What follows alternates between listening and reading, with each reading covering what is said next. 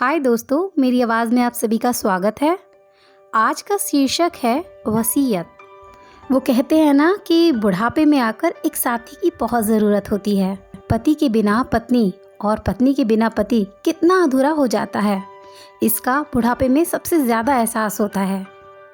माँ के जाने के बाद तो बाबूजी की भी जीविका समाप्त हो गई थी, इसीलिए वे भी हमें जल्दी छोड़कर चले गए।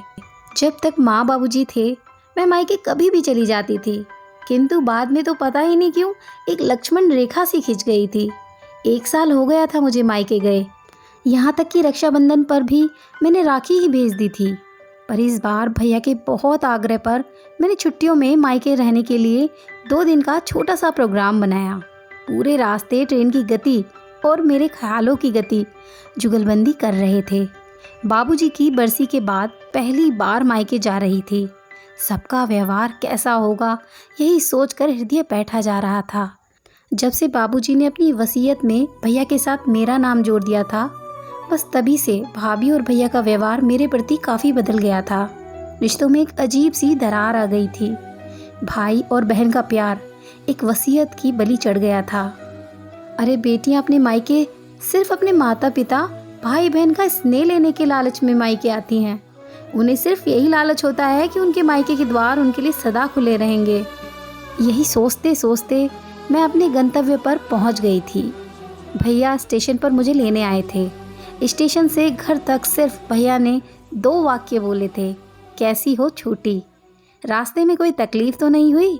बस उसके बाद तो भैया ने जैसे मौन का व्रत रख लिया था। घर पहुंचकर भाभी ने जिस तरह से दरवाज़ा खोला, उनके व्यवहार से मन में कुछ दरक सा गया। घर में चारों तरफ माँ बाबूजी की यादें बसी थी और हर कोने में मेरा बचपन खेल रहा था। वो बचपन जिसे मैं सहेजना चाहती थी, फिर से जीना चाहती थी, जिसके लिए मैं मायके आई थी।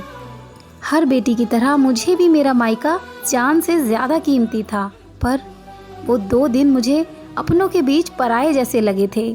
आंखें बार बार झलकने को बेचैन थी। रात को खाने के टेबल पर मैंने कमरे में पसरे मौन को तोड़ते हुए बोला, भैया मुझे आपसे कुछ बात करनी है। हाँ बोल छोटी।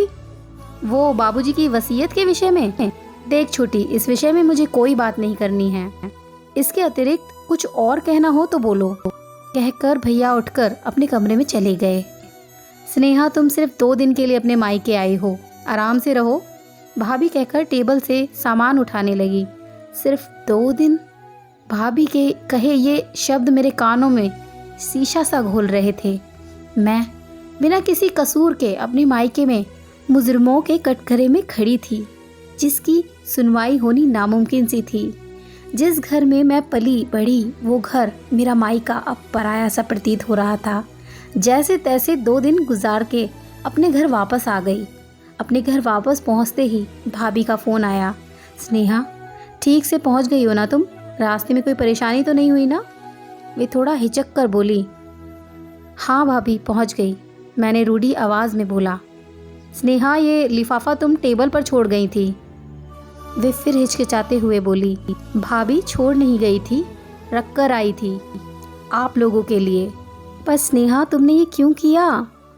भाभी, मैंने सिर्फ अपना फ़र्ज़ निभाया है और यही बात मैं आप दोनों से करना चाहती थी, पर ये तो आप ही की अमानत थी, वापस तो मुझे देनी ही थी। बाबूजी ने अपनी प्रॉपर्टी में मुझे हिस्सा दिया, ये उनका फ़र्ज़ था और इस हिस्से को जिसका हक था मैंने उसे वापस करके अपना फ़र्ज़ निभाया। भाभी, मुझे आप लोगों की प्रॉपर्टी नहीं, आप लोगों का प्यार चाहिए, साथ चाहिए और वो अपनापन चाहिए जिसके लिए बेटियां अपने मायके आती हैं। मायका एक बेटी के लिए उसका अस्तित्व होता है। उससे दूर होने की जो पीड़ा होती है वह बहुत असहनीय होती है। मेरा मायका मेरी वसीयत की बलि चढ़ रहा था। भाभी, ऐसी प्रॉपर्टी का मैं क्या करूँगी भाभी, जो मुझे मेरे मायके से दूर कर दे, मेरे भाई को मुझसे दूर कर दे। मेरे लिए प्रॉपर्टी पेपर्स बोझ थे। मैं तो पहले ही आपको देना चाहती थी, किंतु मायके के रास्ते जाने पर एकदम थम जाते थे। भाभी, मुझे कभी प्रॉपर्टी का लालच नहीं रहा, मुझे सिर्फ मेरे मायके का लालच था। मुझे तो सिर्फ मेरा मायके चाहिए, कहकर मेरी आवाज़ मेरे गले में अटक गई। छोटी, तू कब इतनी बड़ी हो गई, पता ही नहीं चला। तेरी बातों ने मुझे पौना कर दिया। हम तो स्वार्थ और गलतफहमी की आग में अपने रिश्तों को स्वाह कर रहे थे। मुझे माफ़ कर दे छोटी, तेरा मायका तेरा था और तेरा ही रहेगा। दूसरी तरफ से भैया की आवाज़ सुनकर अब तक आंखों में रुके मेरे आंसू अविरल बहने लगे। दोस्तों, बेटियों के लिए उनका घर उनकी धरोहर होता है, उनका सब कुछ उनकी जान होती है, इसलिए पैसों से बेटियों को ना तोलें। दोस्तों, अगर आपको मेरी आवाज़ में कई कहानियाँ पसंद आ रही हैं तो प्लीज़ वीडियो को लाइक कर दीजिएगा और चैनल को ज़रूर सब्सक्राइब कीजिएगा। मिलते हैं एक और नई कहानी के साथ, तब तक के लिए अलविदा।